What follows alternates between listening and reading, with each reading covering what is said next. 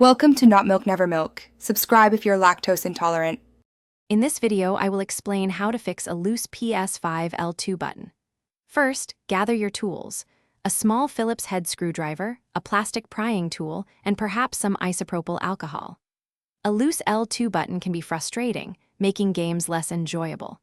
We will carefully open the controller, identify the issue, and then apply a simple fix to restore its original feel and responsiveness. This process is straightforward and can save you from buying a new controller. Now, let's begin by carefully disassembling your controller. First, use your plastic prying tool to gently remove the two black plastic trim pieces on either side of the touchpad.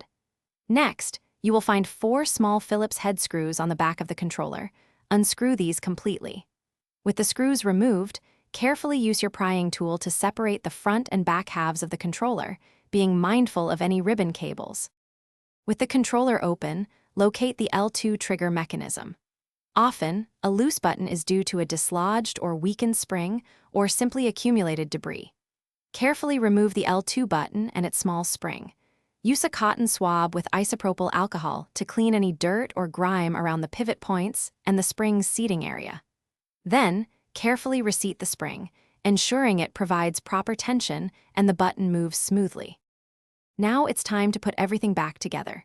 Carefully align the two halves of the controller, ensuring no wires are pinched. Replace the 4 small Phillips head screws on the back, tightening them gently. Finally, snap the 2 black plastic trim pieces back onto the sides.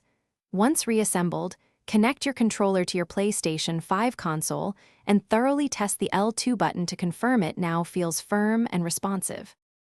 Thanks for watching. If this was helpful, leave a like and consider subscribing. See you next time.